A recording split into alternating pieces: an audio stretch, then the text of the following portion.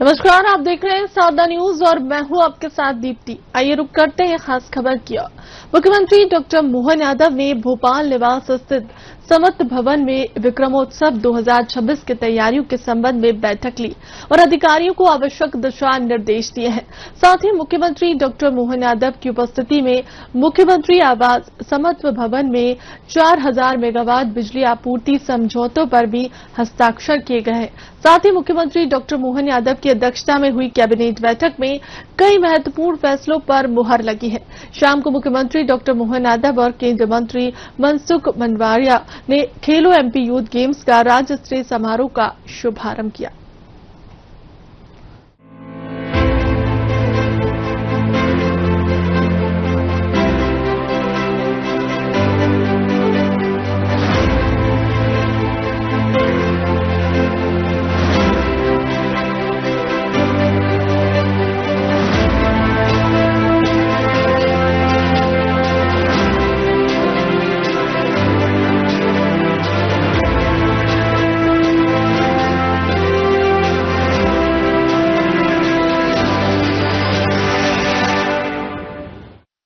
विक्रमोत्सव 2026 की तैयारियों पर चर्चा के लिए मंगलवार 27 जनवरी को भोपाल स्थित समत्व भवन में मुख्यमंत्री डॉक्टर मोहन यादव ने की उच्च स्तरीय बैठक में सीएम डॉक्टर मोहन यादव ने आयोजन की समग्र रूपरेखा, व्यवस्थाओं और विभागीय समन्वय की विस्तार से समीक्षा अधिकारियों को निर्देश दिए। इस मौके पर सीएम डॉक्टर मोहन यादव ने कहा कि विक्रमोत्सव 2026 भव्यता, सुव्यवस्था और सांस्कृतिक गरिमा के उच्चतम मानकों के अनुरूप आयोजित होगा। मुख्यमंत्री डॉक्टर मोहन यादव ने कहा कि सम्राट विक्रमादित्य के साहस और सृजन ने शौर्य और संगठन के नए प्रतिमान स्थापित करते हुए भारतीय संस्कृति को समृद्ध बनाने में महत्वपूर्ण योगदान दिया है। सम्राट विक्रमादित्य पर केंद्रित विक्रमोत्सव में उनके व्यक्तित्व के सभी आयामों का प्रभावी प्रकटीकरण सुनिश्चित किया जाए। नई पीढ़ी को सम्राट विक्रमादित्य के योगदान से परिचित कराना भारतीय ज्ञान और सांस्कृतिक परंपरा की निरंतरता के लिए आवश्यक है। विक्रमोत्सव देश प्रदेश की ऐतिहासिक विरासत और सांस्कृतिक चेतना का प्रभावशाली प्रतीक है। मुख्यमंत्री डॉक्टर मोहन यादव की उपस्थिति में 27 जनवरी को मुख्यमंत्री आवास समत्व भवन में 4000 मेगावाट बिजली आपूर्ति समझौतों पर हस्ताक्षर किए गए हैं। ये नए बिजली संयंत्र अनूपपुर जिले में स्थापित किए जाएंगे। मध्य प्रदेश में नई बिजली परियोजनाओं की स्थापना के साथ लगभग 7,000 करोड़ रुपए के प्रत्यक्ष निवेश की उम्मीद है, जिससे लगभग 3,000 लोगों के लिए प्रत्यक्ष रोजगार और लगभग 5,000 लोगों के लिए अप्रत्यक्ष रोजगार सृजित होगा। मुख्यमंत्री डॉक्टर मोहन यादव ने कहा कि बिजली का महत्व शरीर में प्राणों के समान है। जैसे समस्त गतिविधियों के संचालन के लिए शरीर में प्राण आवश्यक है, वैसे ही किसी भी राज्य की प्रगति और उन्नति के लिए पर्याप्त विद्युत उपलब्धता आवश्यक है। प्रदेश में 60,000 करोड़ रुपए की लागत से 4,000 मेगावाट बिजली उत्पादन के लिए हुए समझौते प्रदेश के स्थायी विकास का आधार बनेंगे। इससे प्रदेश में कुल विद्युत उपलब्धता में बढ़ोतरी होने के साथ साथ बिजली की मांगों की 100% आपूर्ति संभव होगी। जिस प्रकार से हमारे पूर्व व्यवसाय हो रहे हैं, उस तरह से आपका भी यहाँ उसी प्रकार से स्वागत है, अभिनंदन और उपयोग करने के विश्व दृष्टि से राज्य के अंदर सभी प्रकार की वर्ग के सेक्टर में राज्य आगे बढ़ रहा है। बाकी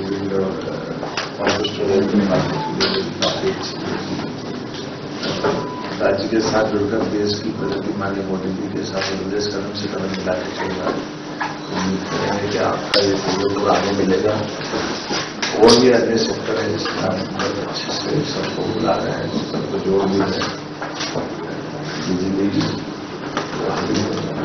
शरीर में प्राण जैसे बिजली की आवश्यकता है, तो इस प्रकार की प्रगति करना तो बिना बिजली के संभव नहीं है। मुख्यमंत्री डॉक्टर मोहन यादव की अध्यक्षता में आयोजित मोहन कैबिनेट की बैठक के बाद कैबिनेट मंत्री चेतन कश्यप ने मीडिया को बैठक में कई अहम फैसलों की जानकारी दी। उन्होंने बताया कि ये गणतंत्र दिवस के बाद मंत्रिमंडल की पहली बैठक थी। कैबिनेट मंत्री चेतन कश्यप ने कहा कि मुख्यमंत्री डॉक्टर मोहन यादव हाल ही में पार्टी इकोनॉमिक फोरम की यात्रा से लौटे हैं और बैठक में उन्होंने मंत्रिमंडल के साथियों को इस यात्रा से जुड़े अनुभवों और निवेश से संबंधित संभावनाओं से अवगत कराया। उन्होंने कहा कि मुख्यमंत्री के नेतृत्व में बीते 2-3 वर्षों में मध्य प्रदेश को निवेश का प्रमुख डेस्टिनेशन बनाने में सफलता मिली है। गणतंत्र दिवस के बाद के प्रथम मंत्रिमंडल की बैठक माननीय मुख्यमंत्री डॉक्टर मोहन यादव जी की अध्यक्षता में आज संपन्न हुई। सर्वप्रथम मैं आप सबको गणतंत्र दिवस की शुभकामनाएं देता हूं और उसी के साथ मध्य प्रदेश में जो हमारी सरकार है वह बहुत तेज गति से आगे बढ़ रही है और मुख्यमंत्री जी ने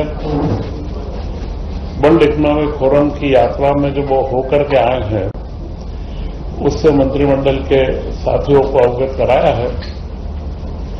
प्रेस को तो मेरे ख्याल से वो शुरू में ही कई चीजें विस्तृत रूप से बता चुके हैं, फिर भी कोई महत्वपूर्ण जो चीजें थी, विश्व आर्थिक मंच पर भारत का सबसे बड़ा दल इस बार गया और मध्य प्रदेश में मुख्यमंत्री मोहन यादव जी के नेतृत्व में कई नए आयाम मध्य प्रदेश के लिए खुले हैं।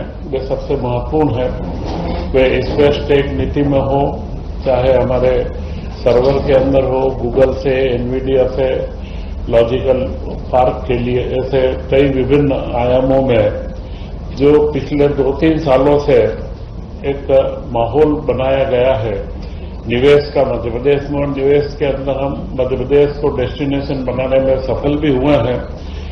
आज उसी का परिणाम है कि हम लोग एक नई गति के साथ में और विश्व के मंच के ऊपर भी अपने आप को प्रस्तुत कर पा रहे हैं।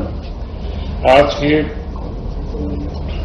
इस बैठक के पूर्व ही एक बड़ा महत्वपूर्ण कार्यक्रम जो मुख्यमंत्री जी ने 2 दिन पहले करा, संध्या छाया, यह सेवा भारती के माध्यम से लगभग इसमें 34 कमरे हैं और 56 वृद्धजनों की रहने की व्यवस्था है। यह ओल्ड एज पे होम की योजना मध्य प्रदेश में सर्वप्रथम प्रारंभ की गई है। यह एक सामाजिक सरोकार वाली बड़ी महत्वपूर्ण योजना है और इसकी एक महती आवश्यकता लंबे समय से थी। इसका शुभारंभ मध्य प्रदेश में मुख्यमंत्री के द्वारा किया गया। इसी के साथ कई सांस्कृतिक गतिविधियां, महाकाल महोत्सव आयोजित हुआ और आज भी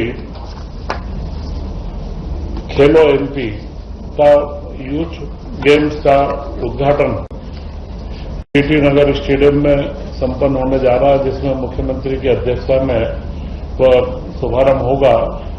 इसका उद्घाटन भी वर्ल्ड क्लास लेवल के ऊपर जो अंतर्राष्ट्रीय ओलंपिक या एशियाड गेम्स के ओपनिंग होते हैं उसी की तर्ज के ऊपर इसका उद्घाटन का एक समारोह आयोजित है। इन सारी चर्चाओं के बीच प्रदेश के विकास के लिए कई योजनाओं को स्वरूप देने की चर्चा मंत्रिमंडल में हुई है। उसमें एक पिछले वर्ष मई में पचमढ़ी के अंदर जो पूरा पचमढ़ी नगर है उसका पूरा जो क्षेत्र है इसके बारे में एक निर्णय हुआ था, परंतु उसमें बाद में सुप्रीम कोर्ट के अंदर कोई समस्या आई है तो कुछ नदियां, नाले व सड़कें उसके अंदर छूट गई थी। उनको निकाल करके वापस से मिला के और साडा क्षेत्र जो विकसित किया गया है उसके अंदर एक परिवर्तन किया गया है। तो कुछ खसरे खाते बदल करके पुनः उसका अनुमोदन मंत्रिमंडल ने किया है, जिससे सुप्रीम कोर्ट के माध्यम से यह पचमढ़ी के विकास का क्रम नए सिरे से जो हम चाह रहे हैं कि पचमढ़ी एक अपना आप पर्यटन का मध्य प्रदेश का श्रेष्ठ केंद्र बने, उसमें हम आगे बढ़े हैं।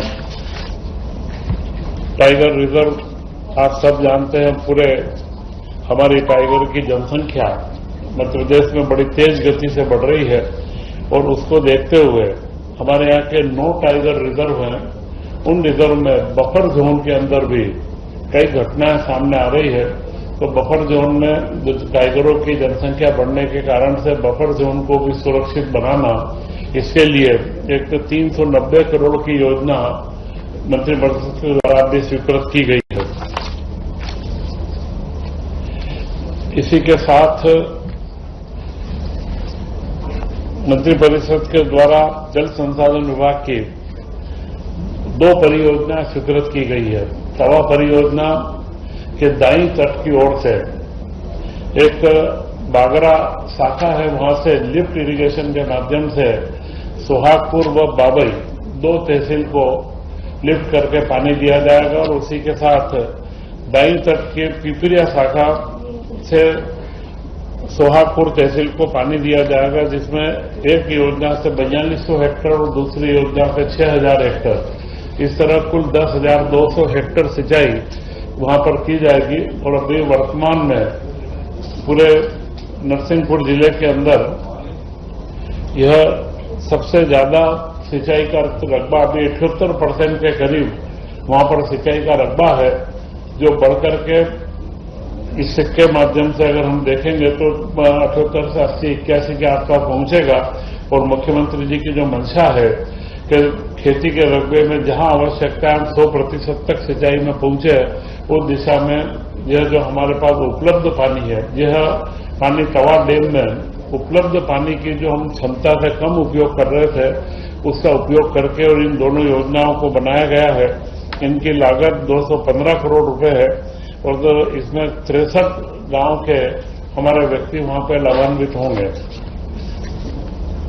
इसी के साथ में विभिन्न विभागों की 15 योजनाओं की निरंतरता, यह एक क्रम है कि अगले 5 सालों के लिए जो योजनाएं हमारी विभिन्न अलग अलग विभागों में चल रही है, उन योजनाओं के 5 साल पूर्ण होने पर निरंतरता की स्वीकृति दी जाती है। ये सारी योजनाएं पूर्व में स्वीकृत है, उनकी कंटिन्यूटी के लिए दी गई है। इसमें शुल्क की प्रतिपूर्ति है, परीक्षा के प्रशिक्षण है, स्काउट गाइड की है, अनेक कई योजनाएं हैं। मुख्य और महत्वपूर्ण योजना है मुख्यमंत्री कृषक फसल उपार्जन योजना। 500 करोड़ से ऊपर की जो भी उपार्जन की योजनाएं होती है, जिसमें केंद्र से भी अनुदान मिलता है, उसकी भी कंटिन्यूटी की मंजूरी दी गई है। और राजस्व विभाग के अंदर भी कई कार्यालय एवं उनके आवासीय भवनों के निर्माण की स्वीकृति दी गई है। एक बड़ी महत्वपूर्ण योजना है जो पिछले 3 वर्ष में इस योजना को बनाया गया था कि मध्य प्रदेश के बेरोजगार युवक युवतियों को विदेश में रोजगार उपलब्ध कराने की दिशा में उनके यहां से विदेश जाने आने का पूरा खर्च मध्य प्रदेश सरकार वहन करती थी। वह 2022 की योजना को अब उसका नाम बदल करके निवेश योजना और उसको अन्य पिछड़ा वर्ग के युवाओं हेतु रोजगार निवेश नियोजन योजना 2025 उसका नाम किया गया है। और इसमें महत्वपूर्ण बदलाव ये करा है, पूर्व में जब ये योजना बनी थी तब इसमें सिर्फ जापान के लिए युवाओं को भेजने का प्रावधान था, परंतु अब ये दुनिया के कौन से किसी भी देश में अगर कोई युवा कार्य के लिए जाता है तो उसको उसके आने जाने के व्यय की प्रतिपूर्ति राज्य शासन के द्वारा की जाएगी। और इसमें करीब करीब 500 से ज्यादा 600 बच्चे प्रति वर्ष यहां से बाहर जाएंगे। इसके लिए 45 करोड़ रुपए का प्रावधान किया गया है। तो ये कल्याणकारी कार्य, सिंचाई के कार्य और 2026 को जो कृषक कल्याण वर्ष के रूप में मना रहे हैं, उसके लिए सिंचाई योजनाओं के कार्य, इन सबको मिलाकर के और आज की मंत्रिपरिषद की बैठक में एक गणतंत्र दिवस की शुभारंभ के बाद एक नई शुरुआत के रूप में आज की बैठक संपन्न हुई है। और इसमें जो मैंने आप सबको ये महत्वपूर्ण निर्णय हुए थे वह सब आपको प्रस्तुत किए हैं। और मैं चाहूंगा अगर इसमें कहीं आपको कोई विषय हो जानकारी के बारे में तो मैं आपको इसके बारे में जानकारी। पहले बताया गया था योजना वही रहेगी। अब जापान के अलावा भी कहीं बार विदेश में किसी भी देश के अंदर अगर वो जाते हैं तो उनको उसका लाभ दिया जाए। इसमें केवल अन्य पिछड़ा वर्ग, अति अन्य पिछड़ा वर्ग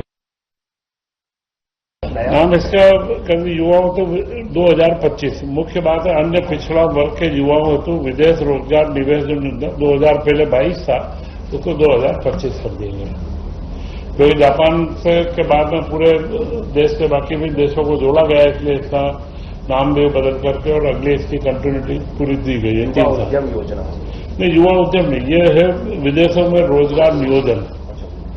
ये इसका उद्यमी से इसका संबंध ये तो करीब करीब मेरे ख्याल से सभी लोग वहां पर सर्विस के लिए जाते हैं। तो पचमढ़ी सागा क्षेत्र में क्या महत्वपूर्ण बदलाव किए सर, उसमें थोड़ा सा। पचमढ़ी साला केंद्र में मई के अंदर एक मंत्रिमंडल का प्रस्ताव हुआ था। उसमें फॉरेस्ट का जो पूर्व में यह इलाका जो पूरा पचमढ़ी का जो शहर बसा हुआ है, जिसमें सारे भवन और ये बने हुए हैं, यह 395.931 हेक्टेयर भूमि है। और यह भूमि को पूर्व में पूरा बना करके कि यह शहरी क्षेत्र के अंदर, आवासीय क्षेत्रों के अंदर तब्दील हो गई थी, तो इसको पचमढ़ी अभयारण्य से बाहर किया गया था और मंत्रिमंडल ने उसका निर्णय लिया था। परंतु इसमें कई इलाके ऐसे छूट गए थे जो सुप्रीम कोर्ट के अंदर से बाद में दिए गए, तो उसका आंशिक परिवर्तन करा। भूमि उतनी है, खाली खसरे खाते के नंबर बराबर नहीं डले थे, उन नंबरों का बराबर युक्तियुक्तकरण करके और इसको वापस से मंत्रिमंडल के, क्योंकि अगर इसमें मूलतः यह नजूल का जो राजस्व से संबंधित मैटर है, तो कोई भी परिवर्तन होता है तो मंत्रिमंडल की इसमें मंजूरी आवश्यक होती है। कोई चाहिए जो मंत्रिमंडल ने मंजूर कर दिया, आप इसको सुप्रीम कोर्ट में पेश कर दें। अभयारण्य से ये भूमि मुक्त रहेगी, पूर्व में अभयारण्य के अंदर थी, अब अभयारण्य से मुक्त रहेगी। तो साडा जो पचमढ़ी का साडा क्षेत्र है, स्पेशल एरिया जो डेवलपमेंट अथॉरिटी है, वो इसके विकास की अपनी योजना आगे बना पाएगी। खेलों के जरिए युवाओं को नई पहचान देने वाले खेलो एमपी यूथ गेम्स का राज्य स्तरीय शुभारंभ राजधानी भोपाल के टीटी नगर स्टेडियम में हुआ।